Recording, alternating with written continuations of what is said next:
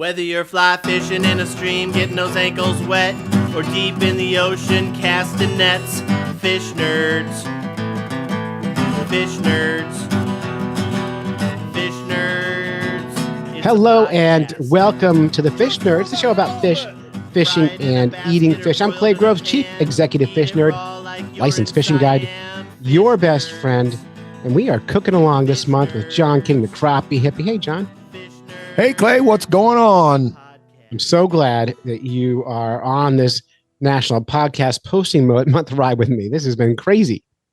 It has been great, crazy, but yes, the crappie hippie is by your side and here to help and here to encourage, and we are having a heck of a lot of fun. You know what's really great? You've been helpful a lot. And what's really great is the listener, you guys, the people who are listening to this show have been participating, and that's made it really like as easy as it can be. Well, and it's way more fun. There has not been a submission yet that hasn't tickled me, hasn't made me smile, hasn't made me nod my head, hasn't made me commiserate or identify. So let's keep it rolling, folks. Just keep sending them in, please. Yeah, we're just crossing the halfway point now, and I've only had to submit 2 pet peeves. I think I got only 1 from you so far, John. So that's solid. That is solid. That is solid. If you want to participate, just give us a call, 607-378-FISH. Or go to fishnerds.com, click on the microphone icon, push record, or grab your phone and scroll over to your voice memo function, push record, and send that email off to Clay at fishnerds.com or to the crappie hippie. Have you got any yet, Glasswater? Crappie hippie at glasswaterangling.com. Have you got any in your email yet? Have not got any in my email yet. So you can make John feel better by emailing him. Yes. I need some affirmation, folks. So go ahead. Yep. We work together, so we'll get it all up there for you. And we've got great prizes, John. I haven't talked much about the prizes. Might as well drop them right here at the beginning of the show. What are we giving away? There will be surprises. I tell you what, prize number 1 is going to be a Glasswater Angling t-shirt and a crappie doodler kit. And we can customize that kit for you, put in exactly what you want, or you can just pick one of the kits I have on the site. But there's your $50 prize that is coming for sure. So right now, the pool, your odds are great. Your odds are good. And the good news, John, is I'm looking at my desk right now. I've got like 7 or 8 books that we've reviewed in the last few years that just sit here staring at me. I got The Dragon Behind the Glass. I got Why Sharks Matter. I've got the Panther book we talked about, and a few others that I need to get off my desk. So I'm going to take all these books and randomize all the entries for National Podcast Posting Month, and people will randomly just get these wild books in the mail that we've talked about here on the show. That sounds like a plan. Sounds like an absolute plan. Yeah, and some of these books are unedited proofs that have lots of mistakes. So if you like, correcting things, you can get your markers out and have some fun. Yeah. All right, but that's all we're going to talk about for National Podcast Posting Month right now, because you've gotten buried all month. We need to talk about a real show. We're doing a full-length episode today. We are doing a full-length episode today, and it's really exciting. It's going to be very science-heavy, folks, so if you're a Fish Nerd Nation member that enjoys that kind of stuff, we're going to be real short on fishing tips and stuff like that, and real long on the fishing and eating fish. We're doing fish today. Right, and keeping with the nerdy theme. All right, so running down our table of content today, we're going to start with fish in the news, right? We are. And then we've got Doc Martin on the show. I haven't had Doc on in a long time. Too long. And Doc is always great because Doc keeps our science straight for us. John, you and I drift away from like real science quite often. We do. Man. You mean a survey done by Fish Brain isn't going to get published in the Ichthyology Journal of Legitimacy? Wow. I know, but there's something super interesting about that still to me. So I still want to do more homework on that because I find it fascinating. I know. It's awesome. Yeah. All right. And then so Doc Martin's on. We're going to be talking, boy, I got other stuff here, I'm sure. We've got another fine lady coming on, this angler. I will introduce her here in a minute, but we have Nicole Stone from Nicole Stone Outdoors, and we are going to talk about, does live scope scare fish, and a few other things. That's a great question. And for those of us who can't afford live scope, fun to kind of be a voyeur and somebody who has that kind of equipment. Yes. Well, you might remember Nicole first came on Fish Nerds, episode 249. Mm-hmm. And we talked about what walleye can see in terms of color. And she is a former atmospheric scientist turned fishing influencer personality, outdoor professional. And she's a friend of the pod. And I just had to catch up with her. And when I saw she'd posted this on Instagram, I jumped right on it. So that'll be our featured piece at the end here tonight. Perfect. Lots to do here. So why don't we do this, John? Why don't we jump right in with Fish in the News? I love fish in the news. I do too. News, fish in the news. Everybody loves their fish in the news. All right, John. So we're going to start off with a local story. I actually used this story this morning on my broadcast. I work on the radio for those who don't know. And this news I broadcast this morning on our local news here in New Hampshire. And it's interesting because interstate fishing regulators are starting to limit the harvest of a primordial species of invertebrate. And that species is what, John? You know? The horseshoe crab. The horseshoe crab, right. And people are harvesting the crab both as bait, I imagine for crab traps or something. I have no idea who uses a horseshoe crab for bait, but they're also harvesting it for biomedical products because the blood of the horseshoe crab is like used in all kinds of biomedical stuff. Yes. It's very important in biomedical stuff. And of course, unfortunately, I don't know if this is banned.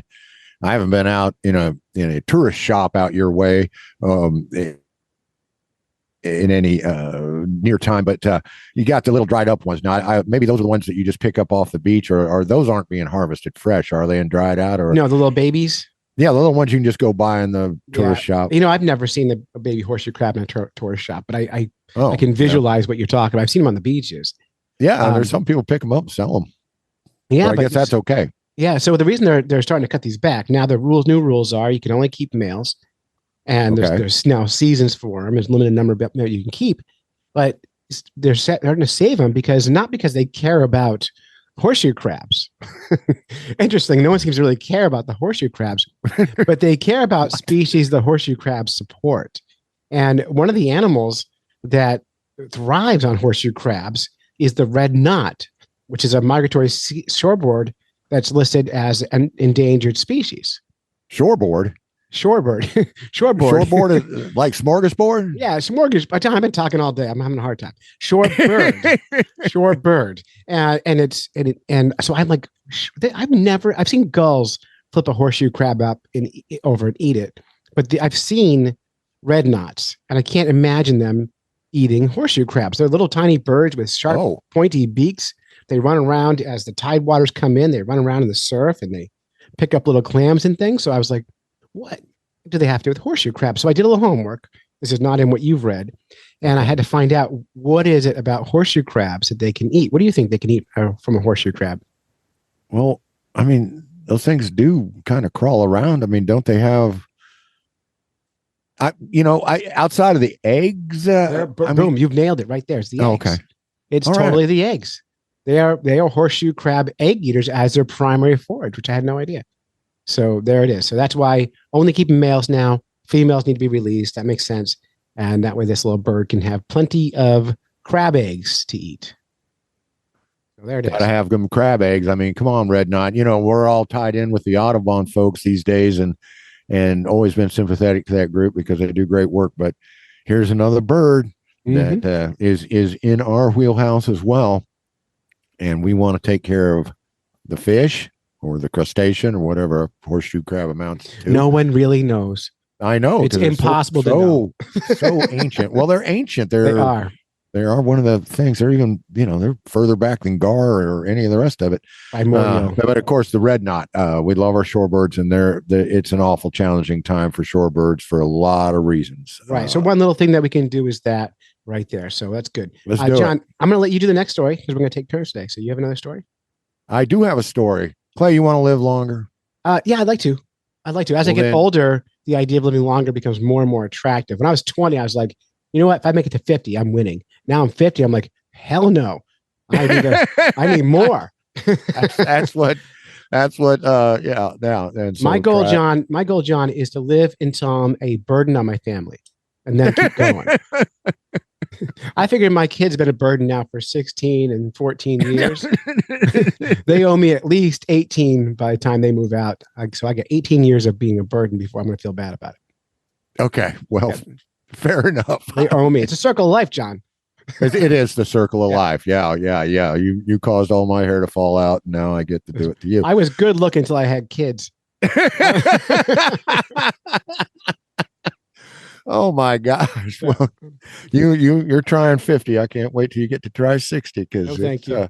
Well, yes, yeah, please. no, Not yet. You're though. saying no thank you, but you're like, but I hate aging, but I want to keep doing it, man. Absolutely. Yeah. All right. So Actually, listen. I don't hate it, John. I like every Hey, age. there's some good trade-offs. So I'm getting more grandfatherly and less crazy in terms of ambition and anger and all the rest of these things before. So, and John, I can grow hair in all kinds of new places.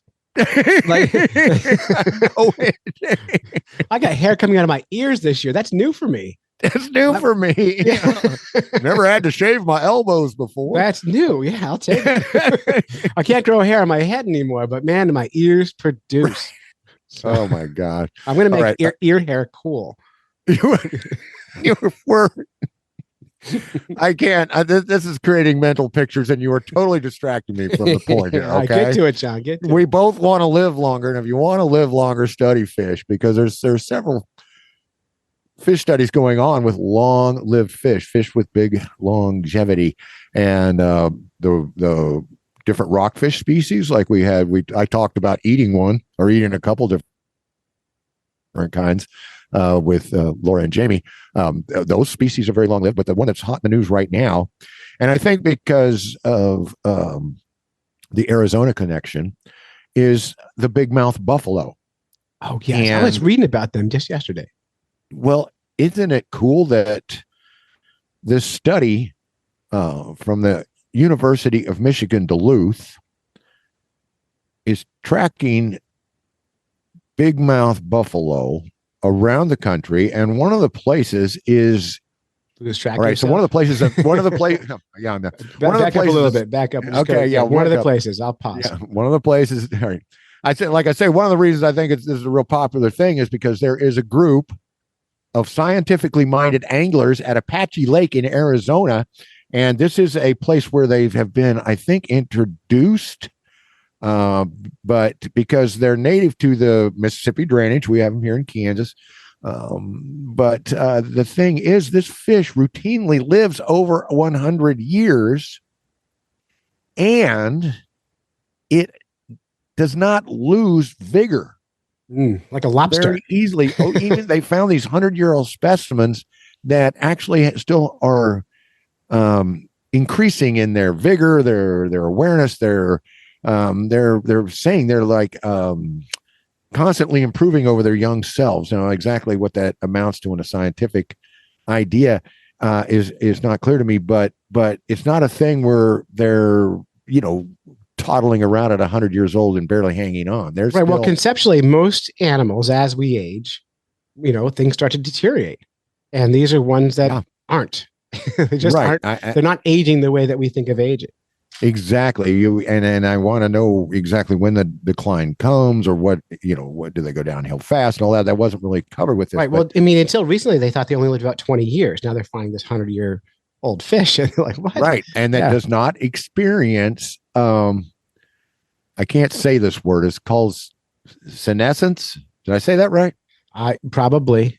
Well, it's we talk about senescence and that like means sunset or something, but there's typical symptoms of that in human beings. Mm-hmm. And just like forgetting your name, Bill, is exactly, one of those symptoms. But first of all, we want to talk about buffalo fish is not a carp. It's commonly called a buffalo carp. Right. Aren't they the sucker family? They are in the sucker family, which is just fantastic.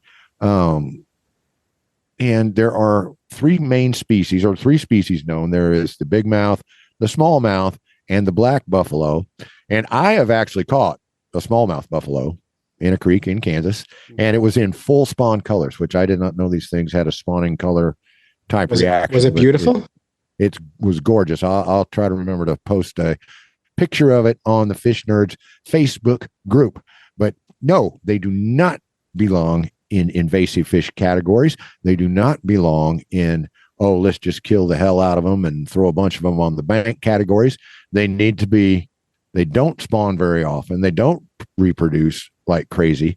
They're long-lived, slow-growing fish that deserves protection and deserves to have a category with game fish or with, we need to actually, we just need to dispense with this whole trash fish idea, this whole trash fish, kill them all approach, and start protecting these fish, because you never know when you're going to get a surprise like this. You know what I'm saying? I do. It's funny because I was thinking about that the other day when I was kind of mulling over pet peeves. It's always been a pet peeve of mine to like have a fish being called trash. I never set well with me. So I think you're right on the money. Incidentally, John, you recall the quest I went on with Dave to catch and eat all the freshwater fish in New Hampshire. That was inspired in part by a book about buffalo. Oh, really? Yeah, the book was called, I think it was called Eating Buffalo, it was called Eating Buffalo. And it was all about eating these kind of odd species of fish. Wow. I have never, this has just been on my a curiosity list for me, the buffalo. I've never eaten one. I don't, once again, I don't know anything about that aspect of it, but I do appreciate them a lot, because one of the things that makes it was called Fishing for Buffalo. Fishing for Buffalo. That's the name of the book. But they did a lot of eating of them in that book. So well, it sounds really good. Sounds fascinating. Good read to get into. But I've never eaten one. Have you ever eaten one? I mean, I've never seen one in real life, John. I live on the coast in New Hampshire, where we have a very limited number of freshwater fishes. So yeah. Well, and the only reason here I'm down, the only reason these Arizona fellows are into them is because somebody thought it'd be a great idea to put some in Apache Lake in 1918, and there's 90% of that original stocking are buffalo fish, 85 years old, and that's amazing. That is crazy. So theoretically, you put these fish in a lake, they are invasive by definition, probably in those lakes. How long does a fish need to be in a body of water before we stop calling it invasive? Until somebody likes it and decides that it's fun to catch. I mean, right. Once there's economic value, we don't call it that anymore. Exactly. It's like nobody calls pheasant invasive because they're fun to hunt, they're good to eat, and they're fun to look at, and they've adapted here pretty seamlessly. So yep. There's plenty of people in Kansas that think they've been here all the time. And people get mad when I call largemouth bass in New Hampshire invasive. Yes.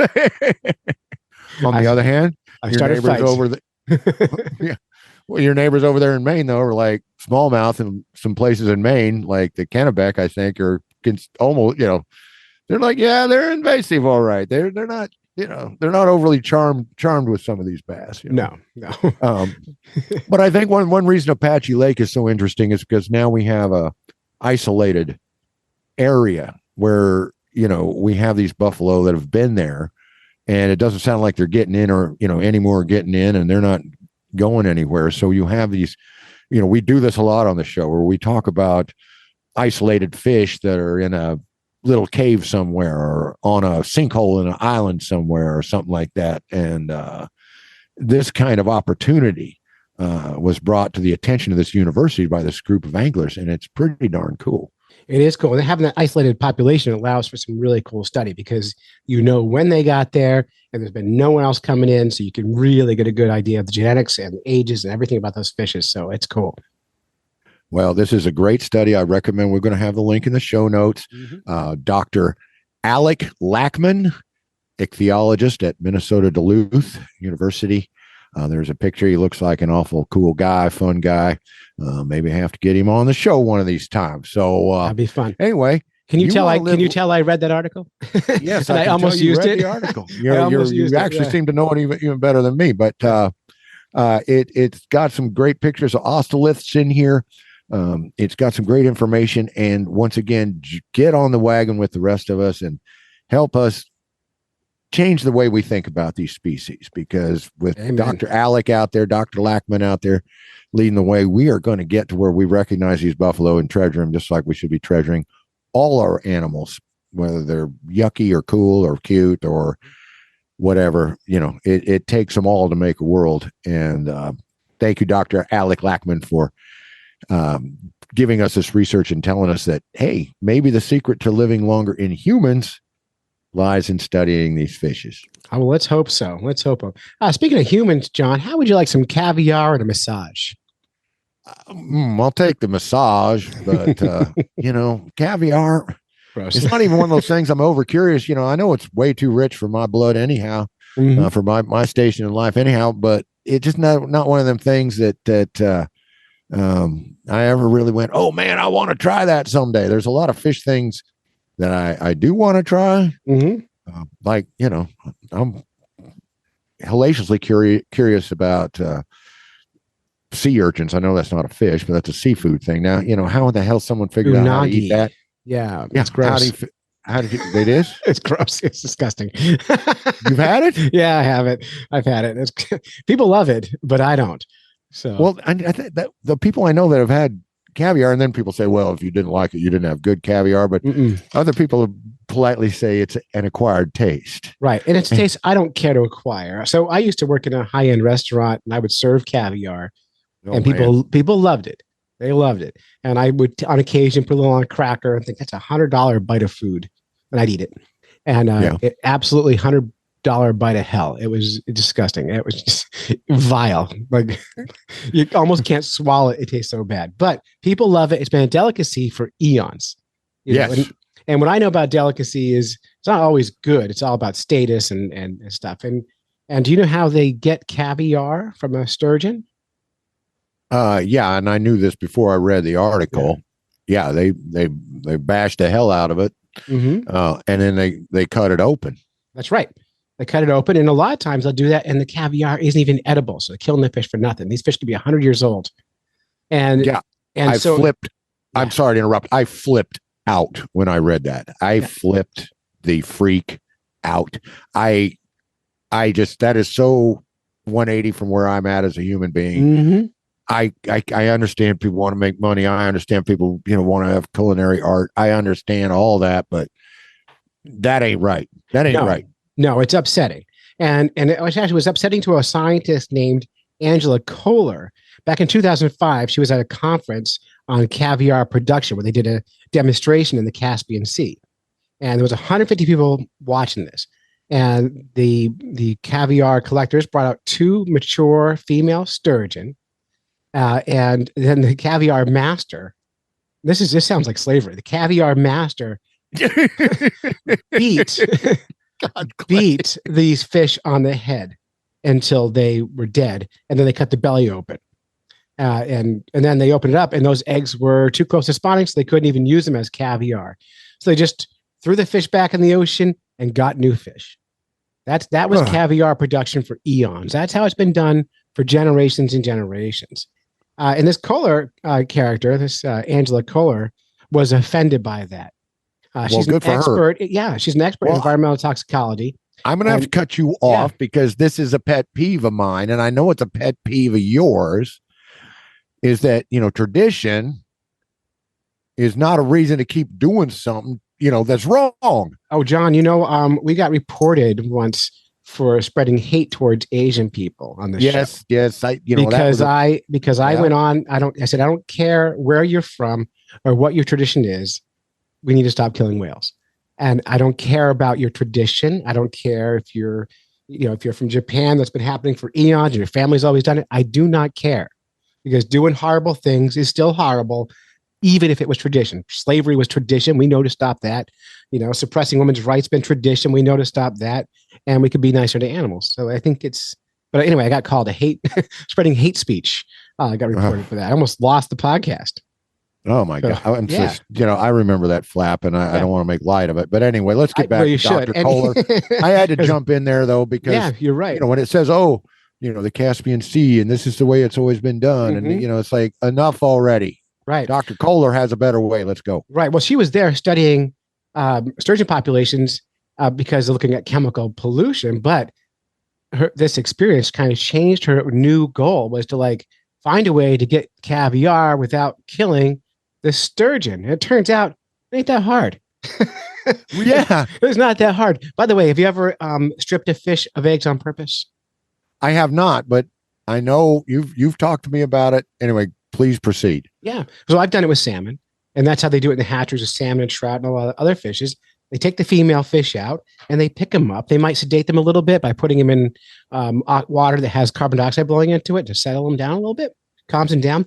Give the belly a little rub and then squeeze. And if the eggs are ready, they pop right out. And it's easy. It doesn't hurt the fish at all. The fish recovers in the high oxygen water and it's back to whatever it has to do to be a fish, right? Turns out sturgeon's the same thing. It's just as easy. You take the fish out, you give them a little massage, and you can tell by how the belly feels, how hard it is, if the eggs are ready to come out or not. And they even use CAT scans to confirm this. So now there's a whole new process called the Kohler method for extracting eggs without killing the fish. So by the way, it's simple as that. It's not that big a deal unless you're the fish. And that's a huge deal. So it's great. Well, so now they're starting to really push that everywhere else. And you can buy now no-kill caviar, which is a much better way to do it if you must buy caviar at all. And they formed an organization with some standards on, you get certified as a no-kill vendor. I love John Addy and his son Mark from Yorkshire was selling sturgeon as pets, and they got into it. But of the three people leading this sort of movement, two of them, the other one being Deborah Keene, no-kill caviar farmer. Well, they're if they'd raise fish, they're farmers. No, but anyway, no-kill caviar farmer from California. The California Caviar Company is a no-kill company, 2007.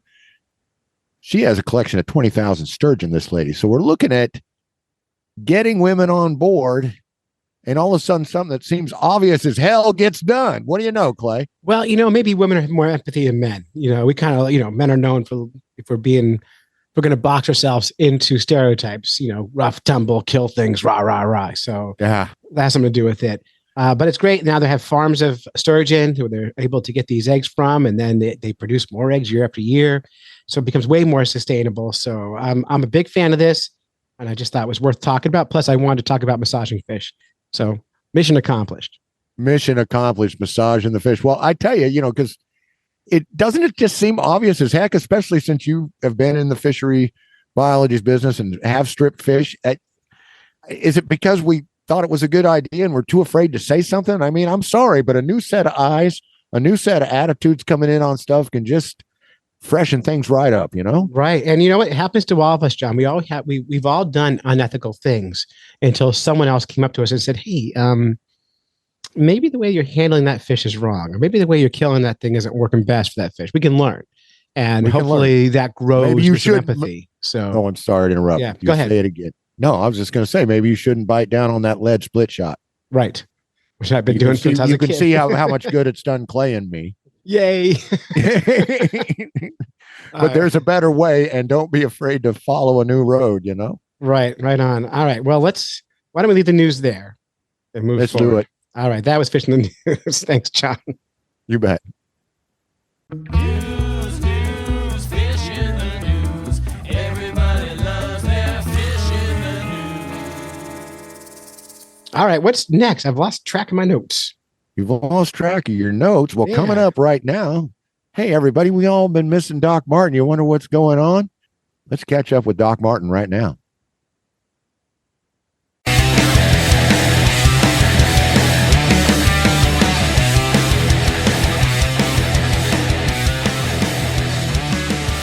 Hey, Doc Martin. I got Doc Martin in the studio today. And, gosh darn it, I just wanted to get her in here to catch up with her on what she's been doing. I haven't talked to her in so long, and we haven't had her on the show in so long. We all know she's a busy lady doing this and that. She's a mom. She's a professor. She's being concerned and finding out things all the time, and has real lightweight hobbies like physics and learning to play music and so forth to take up what little spare time she has. But I got her right here, right now. So, Doc Martin, what's up? How's it going? I do have a new hobby. I'm so glad that you brought that up. And actually, it's book day. Book day. I got my new book. So I'm showing it to you. I know the listeners can't see it, but it's Bayesian Models, a statistical primer for ecologists. So Bayesian statistics, it's basically conditional probability. So super easy, right? That's a joke for all the statisticians listening. And so I know about Bayesian statistics, like I understand like theoretically how it works, but I don't use it in Program R, which is the software that I use to do statistical analyses. And so I petitioned my university administration to help me pay for 2 courses to become a certified Bayesian statistician. So I'm going to be doing that in the spring, and I'm really excited about it. And what else am I doing? I don't know, but I'm already, I hate to interrupt. I'm sorry, but I'm already, I mean, I was just about to say, I learned a new knot, so you are doing Bayesian statistics to become a official analyst. Yeah. And I learned how to tie a new knot. That's pretty cool. Okay. I learned how to tie a knot too. I did that. Over the summer, I did the Master Angler Education course. I know that. And I learned how to do knots. It's been I relearned how to do knots, I guess I should say. At one point in my youth, I knew how to do all the knots, and then I just haven't done them for a while. So I took that really fun course, and I relearned how to do some of the knots, which was pretty fun. That is fabulous. Okay, I'm sorry to interrupt. Let's get back to the Bayesian. So you're going to be an official Bayesian analysis. That's your next I hope so. project. Yeah, that one. And then I've been working on my riparian restoration project. So that's one of the grants that I got from the National Fish and Wildlife Foundation. And so we are restoring a portion, I think it's like a 1/4 mile stretch of riparian on the Neosho River, which is by my university. And part of that is to look at the stream system, so like total suspended solids and other stuff. But one of the things I put in there was to learn more about diatoms, and diatoms are beautiful single-celled little photosynthesizers, and they have these silica shells. So if you go and you Google like diatom art or something, you'll see them, and they're centric ones, so they're like circles and wheels, or pinnate, which means they're like little banana-shaped things essentially. And they're really, really cool. And so I have been learning all about diatom taxonomy and identifying those species. And we're putting together a light microscopy atlas for the Neosho River. And along with that, we're doing some single cell amplification. So we're putting together like a little gene database essentially. And I'm hoping that once this gets going and we get our standard protocols and the booklet starts to come together, we'll continue to collect single cell diatoms, and I will learn and be trained to use the scanning electron microscope and take scanning electron pictures of diatoms, which I'm very excited to learn. So I'm hoping to do that sometime next year as this kind of builds up. And let's see, what else have I got going on? I just got another grant yesterday approved, which is really exciting. And this is going to be doing some stream monitoring around my area. So I'm co-advising with a fellow faculty member, and we'll be recruiting a new graduate student for this. And since also the paperwork's not signed, so I have this, but I'm a little tentative to share too many details. But I think that should be signed in the next couple weeks because we're planning on starting in January, so it'll be pretty quick. And then arguably the thing I've been spending most of my time on this summer, I know that Clay knows this, but I have not shared too much about it just because it's been, I don't know, so depressing. My university closed our on-site childcare facility. And so I worked with a lot of really great people to create a task force here at the university. And then through that work, I got to work with the city that I live in, their like chamber and some of their schools and other things. And I'm their grant writer, and we have gotten $2.47 million to open a brand new childcare facility in my county. And I've gotten 7 grants already just since May. And I'm really, really excited about that. So that's been a lot of my time. Holy smokes, that's awesome. I can't believe it. I mean, we're all out to change the world in a positive way. But man, you sure as heck know what you're doing when it comes to doing that. That's great. I mean, I'm trying to do this green business stuff, and I haven't had a grant proposal accepted yet. So I don't even know what it's like to have them say yes to, $100 bill, much less that kind of money. But I don't want to seem deprecating, but man, I am really proud of you, Doc. That is awesome to take that and just take that bull by the horns and twist it right on down onto the dirt. I mean, that is That's exactly how I fantastic. feel, John. I mean it. Oh, good. Well, fantastic. I'm so happy for you. I'm happy it's working out. And I'm mostly happy for the kids. I'm happy for the moms and the kids and the families, because this is what's important. That's we right. lose sight of this all too often and decide to prioritize around this. And boy, when you can do an end run around it and just come back with kicking A and taking names, well, I Well, see the gratification. I can see. yeah, and that's the whole thing, right? Is you don't have to do anything. It's not my responsibility to do this, right? It's no one's responsibility to right the wrongs of the world. But also, I have trouble letting things go, John. I'll tell you that, and it's just if they can't do it, then I'm going to work on figuring it out.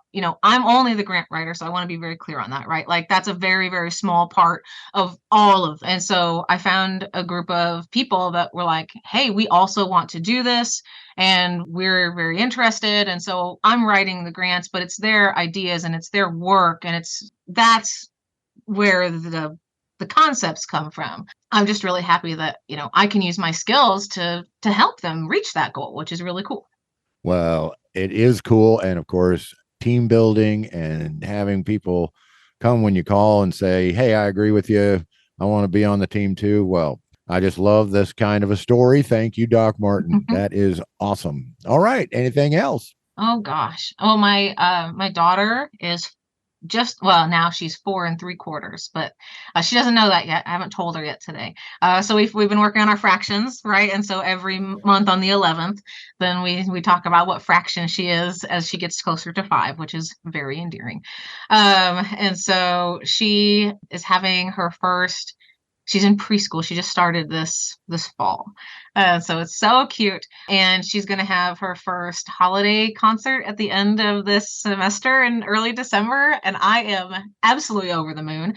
I'm also worried she's going to be like me. And so when I was that age, my older sister loved to do a lot of the performance stuff. So she was in she did plays and acting and speech and debate and all of those things.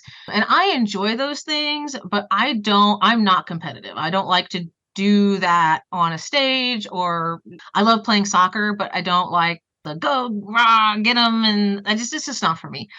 So my parents thought, well, since my sister loved this stuff so much, surely Erica will love this stuff so much. So they put me in, like the preschool acting whatever group, preschool through kindergarten, that little group. And we did Pinocchio on the stage, which ended up being mostly like a lot of the adults saying our lines. And then we say the lines out loud, except the older kids could usually get a few, you know what I mean? So it was a hot mess, but I was one of the puppets and I didn't want to be up there, full stop.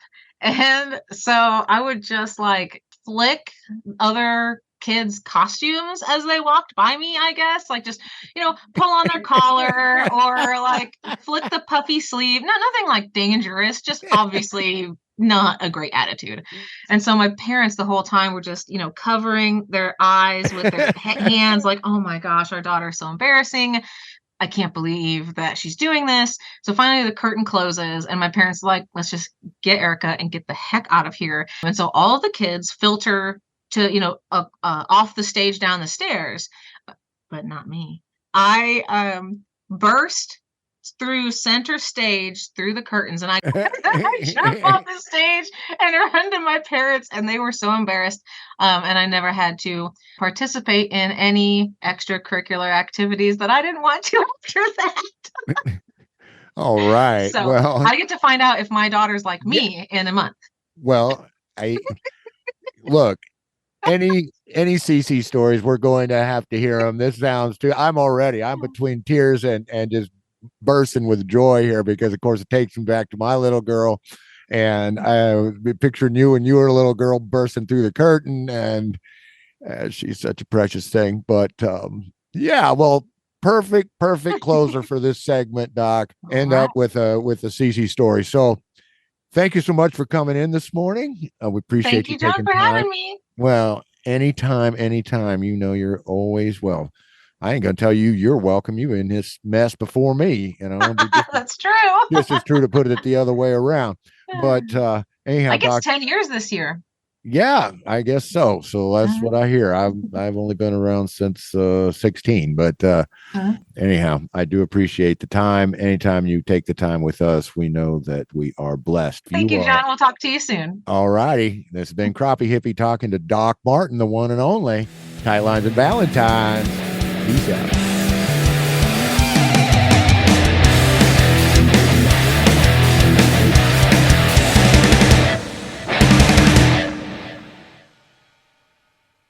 All right. Well, as promised, I've got a guest for y'all, and we're going to talk about something that tends to get some people's back up one way or the other. It's called Live Scope, and it's the most powerful sonar you can get to map out the bottom, find fish, quote unquote. You can spend hours on the YouTube looking at these things. They're amazing. They are amazing, and they are, an attempt to make a sonic pulse powerful enough it can kind of convert things into a image.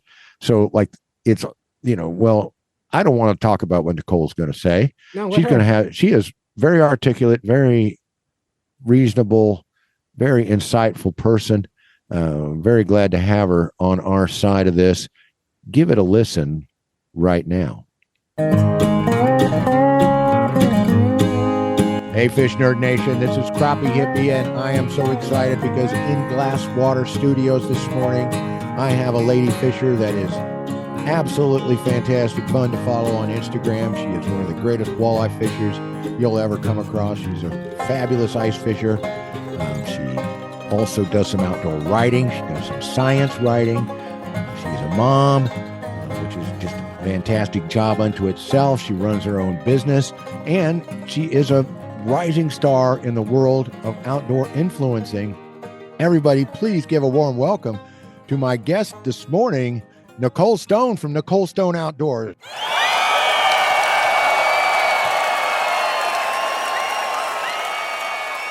How are you doing, Nicole? I'm great. Thank you for the great intro. That was perfect. Well, thank you very much. Now, we're here this morning because we're just going to jaw like a couple of fishers about something that a lot of people are interested in. A lot of people are having a bit of a argument about it. We're going to talk about live scope and whether it affects fish or how it affects fish or if it even does affect fish. But before we get into talking live scope, let's talk about the important stuff. Let's talk about the good stuff. Let's talk about the stuff that matters. You're a mom now. I am, yes. So it's been I feel like it's been about almost 2 years now between pregnancy and having a baby where life kind of got flipped upside down. And I was really rolling high in 2021. And then I got pregnant. It was a super rough pregnancy. I was kind of open about that online. Like, I'm not fishing much. I was throwing up for the first half of the pregnancy and then just had other things going on. And it was just a lot. Like, getting pregnant is a lot. And then had Savannah, my daughter, which is the best thing in the world. Like, it's what I never knew it's what I wanted, and now I love it. It's the best part of my life, but it is a transition. I mean, me and my husband have been married for, 8 years. I think it's 8 years now. We've been together forever. And we just always kind of lived the couple's life without kids. And then we had a kid, and it's been definitely the best thing in the world, but also so much respect for moms out there and dads too, because like, it is definitely a change of life. I mean, it is, priorities change immediately. You know what I mean? Absolutely. Well, I'm just couldn't be more happy for you.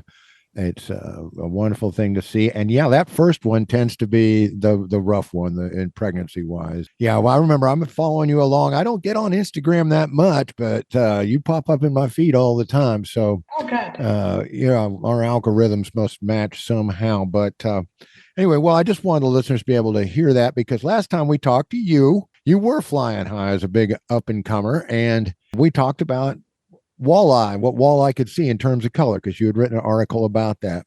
Mm-hmm. And that was such a great conversation. I don't think we're going to go super deep on this one right now, but let's talk about LiveScope a little bit. First of all, LiveScope, explain to the listeners briefly, what is LiveScope? So live scope in the most simplest form is just being able to see fish in real time. So like all of the technology up to this point, there is a delay, right? It's just showing you an image and it's delayed. It's after it detects it, you're seeing the image on your screen, that's a delay. Real time allows you to, it's almost like a camera, but it's not. And it's doing is using those frequencies to essentially give you the reaction of the fish as it's happening. So it's the closest thing to a camera with way higher capabilities. So like people with, with a camera, you're seeing the actual fish, but you can't see very far. You can't do much with it. They either come up to your bait or they don't. And that's kind of the extent of how you use a camera. LiveScope is taking all this sonar technology and giving you the ability to see exactly how that fish behaves, but you can see how that fish is behaving 40 feet out. And it can tell you a whole lot about fishing. And LiveScope has a few different modes. I think people forget that. LiveScope has forward-facing mode, which is probably the most popular. Everyone calls it forward-facing sonar, which is essentially you're shooting like a 20-degree beam at a fish or at an object or whatever. And it can shoot and it can see a really good image out to 80 feet, in my opinion. It depends on the water conditions. It depends on things like that. But I mean, most people can use it out to 80 feet with some confidence, at least finding cribs or something like that. I use it very, very frequently at 40 to 50 feet for what I do. So that's forward. It also has a down where you're able to shoot that beam down. So like think traditional ice fishing flasher mode, except in real time. So in deeper water, shooting down, you and your buddy can sit there and just see what's happening directly underneath you instead of shooting forward.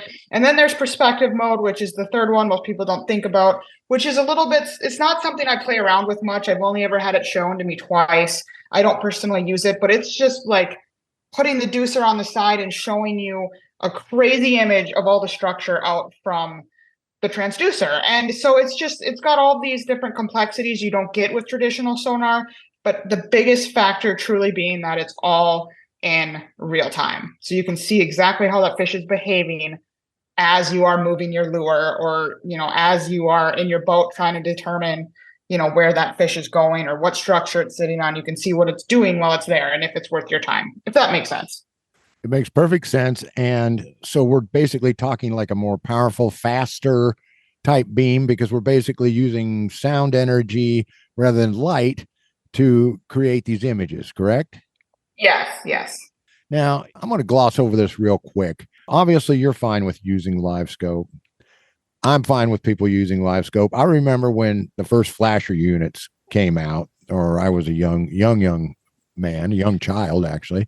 But when I was old enough to read and to soak up what was in the outdoor magazines and the digests and stuff, I did not realize how people were really all up in arms, when flashers came out. Oh, when they called them fish finders back in those days, and how it was going to ruin everything. And I see people land on all different areas. Some people totally against LiveScope. Other people say, hey, it's inevitable march of technology. Other people say, hey, what's the difference? As long as the fishing is ethical, you're just, once again, it's another technology that compresses the amount of time it takes for me to get into some fish. You want to make a comment about how you feel about LiveScope, Nicole? I mean, I definitely think it's a gray area. I'm on both camps. So it isn't going anywhere. Overall, between the entire population, I don't know how much the outdoors has gained. We had that big jump in the 2020. Everything shut down, more people got into outdoors. I don't know if that is what is going to be consistent in the future. So the reason that's important is I don't think many conservation offices, decision makers in that department, policymakers are going to ever look at this and be like, you can't use it anymore because if it helps more people catch fish, we're going to have more people being in the outdoors, more income generated, more money for conservation. Okay. So that's my attitude towards yeah, you can say ban it. I don't think they're ever going to do it because if it's helping people get outdoors, I don't think they want to deter people from doing that because we haven't had a growing population of outdoors people before the pandemic, and we need to make sure we are increasing our participation going forward to help conservation for funding. It's good for families. You guys know the spiel. So it's not going anywhere. So we might as well figure out how we can use it ethically. Do I think it impacts fish populations? 100%. So it doesn't always make fish bite. I'll be the first person to tell you I got LiveScope. I might find more fish. Doesn't mean I'm always catching more fish. I have a YouTube video out there right now where you watch all these walleye come up and look at our baits and leave.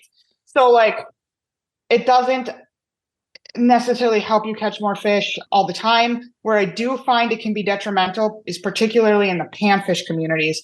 When you find big schools of crappie and they can't hide from you anymore and you can stay on them all day long and you and your 20 buddies are taking limits, that's a problem. And I think that is going to be a problem for the panfish populations everywhere as this continues to become more common, as it's more affordable, more well-known, people are using it more. It's going to do some damage to our fish populations. But that's where I think the policymakers need to step in and be like, okay, let's cut back panfish limits. Let's, limit certain things going on at lakes. Let's maybe limit them in these big tournaments. Like when you're having a big tournament on a lake and they can't hide. They literally can't hide anymore. And everyone can beat them up, So like, I think that's where the policymakers need to step in and make sure that it stays under control. And we've got some new regulations to protect these fish, but it's not going anywhere. So people might as well enjoy it, use it, and get fishing. Well, that is a great, well-reasoned, logical outlook on the whole situation. I couldn't have said it better myself. And just like we have had to, Kansas used to be catch all the crappie you want, no problem. And now you can't. And they do it lake by lake. And right, the lake by me, Hillsdale, is serving a population of 2 million people. So it's got pretty, you only take 20 crappie out of there. And they're talking about taking it down to 10 if the harvest keeps going the way it's going. So I hear you loud and clear. I think you have a well-reasoned approach to the whole thing. And I am in the same boat, basically, with some reservations, sure. But once again, if the regs are where they ought to be, the ethic is where it ought to be, I think we're going to do okay. But we're not going to talk about that today in any sort of detail. And we're certainly not going to get heated about it or anything like that, because this is the Fish Nerds. And you said something super nerdy the other day on Instagram that just grabbed my attention. And I just had to get you on the show because you said that you tended to think, especially I think in terms of crappie, but you tended to see fish shy away from that beam every now and then. Talk about what your observations amount to. Yes, so definitely observations. I've never done a controlled study, and I haven't been able to put the time into really deep diving into the science and if anyone's put effort into this. This is a tough thing for someone to test, obviously. You'd have to have a very large controlled environment for this to really be, for someone to be like, I know the science, I know what happens, right? But I can tell you as an angler who fishes all the time and has used Garmin LiveScope for over 2 years now, there are times, and I'm a trophy fisherman and I'm a big time pan fisherman. And there are times when I definitely believe in down mode, or if the fish are really close to the transducer in forward mode, that they shy away. I know the argument is when you're shooting in forward mode, if the fish is 30 feet away, 40 feet away, it could have been, that's a short beam still. That fish could be going somewhere and you just can't tell that it was going there. And you would have never known that fish was there anyways without it. Okay. That's the argument I get. I'm just going to mention that right out of the gate because everyone is always telling me that. Here's the thing. When it comes to crappie and panfish, I have fished with enough people at enough times on the same basin where, and I've had my own little tiny studies with myself, which I know is anecdotal to some degree, but there are times when those fish will avoid that signal. They will come in and they will leave. And I have had it where I have found the fish in these basins in the spring, especially, and I've got 6-7 anglers with me. And I can tell them where they're at. I'll set up with the Garmin near them using it as my main unit, and they're all catching fish and I cannot. And I know you can say, oh, when you see the fish come in and leave, they might have done that anyway, but no, they wouldn't have. Like, I can promise you that they're roaming this basin. I can catch fish all day long. And there have been time and time and time again where I've had to shut off that unit, dig out my old Markham digital sonar, and just sit out there with all my friends that are using traditional flashers to catch them. And it is the only way, because for some reason, certain times of the year, certain species, they just don't like the noise coming out of that system. Well, first of all, that's probably the most compelling research I've been able to find. I know it's not, and like our Doc Martin, our the professor of freshwater ecology at Emporia State University, and our freshwater ecologist Amy, these people that have done a lot of controlled experiments are like, hey guys, questioning the value.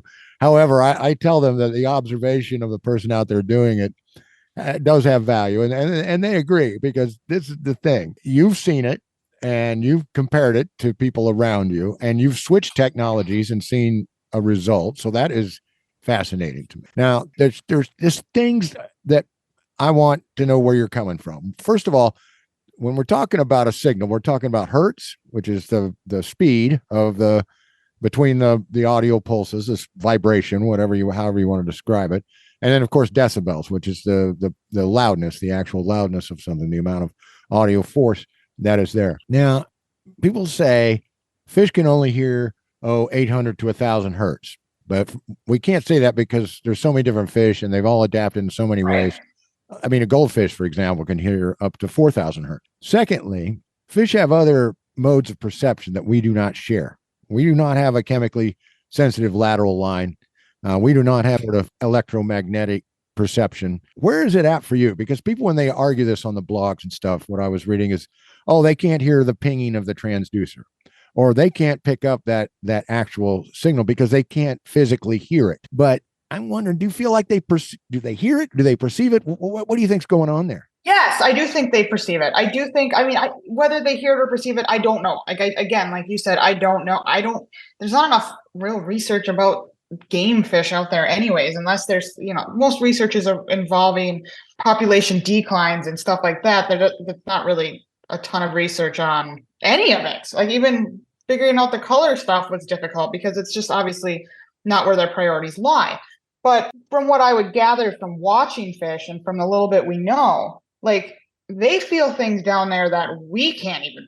They have their lateral line. So there's no way these machines and like the live scope technology from any of the manufacturers have the strongest signal of all of them, in the sense that I believe it's multiple beams. Don't quote me. We'll have another session and I can go through the details. But it's like multiple transducer beams in one blasting at these fish. So then you're like, okay, sometimes does it not affect fishing and sometimes it does? Well, there are times when fish are so aggressive, you can put anything down there and they come up and hit it. They can feel that vibration from you moving your spoon.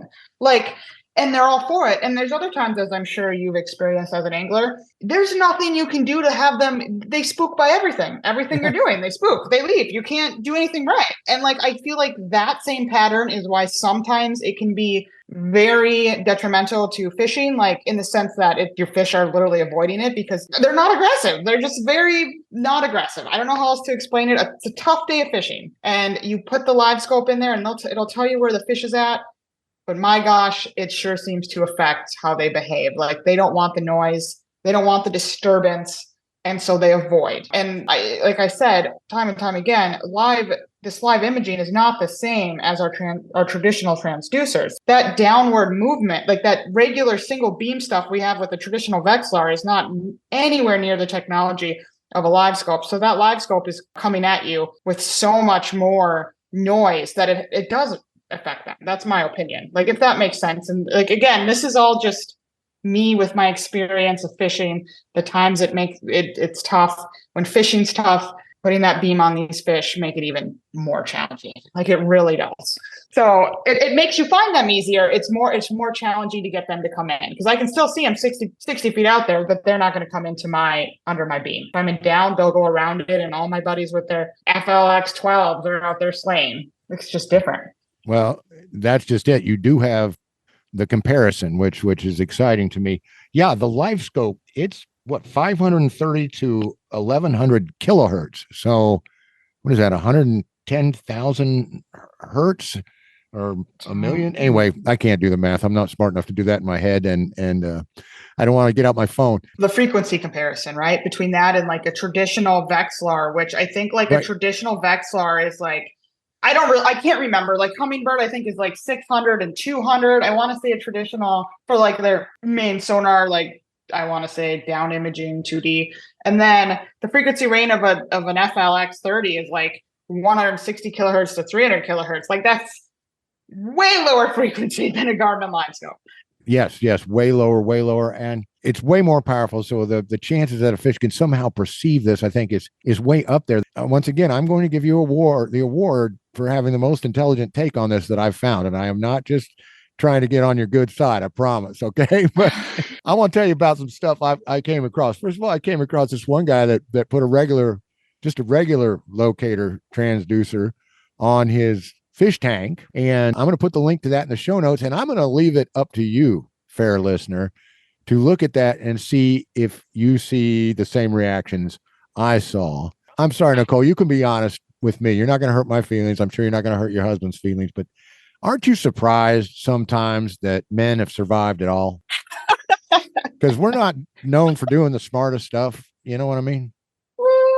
Sometimes I do feel that way. Yeah. Like, why did you think that's a good idea? I say that to my husband a lot. Yeah. Like the guy that was in this one blog that said, I put my transducer up to my ear and turned it on, and I couldn't hear anything except for the pinging. And then I turned it up, and all of a sudden it was like someone had shot an arrow into my brain. Oh man. I did that. He goes, I'm glad never you going to found do that. that again. I'm just like, that could not have been good for you, man. No, that's terrible. Like, oh, It's terrible. The point it's is, though, he did, actually with the internet. and it just, he goes, guess I should have been underwater. I'm just like, I think, just don't pursue this anymore ever in any form. But what it does demonstrate is, yeah, there's some energy coming off of there. And I'm glad he didn't do it with live scope, because that he probably wouldn't have been able to communicate after that. But we've got a lot of questions to answer. And tell you what, would you be willing to come on back and let us get into this a little more, so we can have our megahertz and kilohertz and this and that kind of a little more precise, a little more of this and that. Continue to do the research on your own, poll some of the people that have been with you when this phenomenon occurred. But would you come back and either, I don't know, December, January, sometime like that, and we'll do a deeper dive on this. How does that sound? I would love that. I definitely want to do another in-depth blog, kind of like I did with the Color Vision walleye article, and just really dig into research that could back my way of thinking and many others. And then we can break it apart like scientists love to do. Just rip it to shreds and see where we can find the gaps and figure out new answers. How about that? Sounds like a plan. Sounds like a plan. Okay, Nicole, tell the listeners once again all about you, where they can find you, about your business, about your websites, about your social media. Give us the whole story real quick. Well, you guys can find me as Nicole Stone Outdoors. I'm everywhere: YouTube, Instagram, Facebook, TikTok, X. So be sure to follow me on any of your favorite platforms. I have a website, Nicole Stone Outdoors, which is kind of the face of a lot of the fishing stuff I do. You can check out my favorite products by obviously purchasing some of the products I work for. You are helping me make more content and do things like this. And you can also find me at NicoleStone.com, where I have a personal blog on tips and stuff like that. We also do websites. I love building websites with the girl that works with me. So yeah, all these options, reach out for any of them. And I mean, get on that Instagram, folks. You want to see a person holding up some wonderful walleye pictures, some wonderful ice fishing pictures. And every now and then she runs on out to Idaho, and her and Anna go out on that crazy perch lake up there. I can't remember what the heck the name of it is, but you'll see them together, and that's awful fun too. All right. Well, Nicole, thank you one last time for coming on the show this morning, and I appreciate you taking the time out of your very busy schedule to talk to us today. And we will get back with you soon. Sounds great. Looking forward to rehashing this out in another month or so.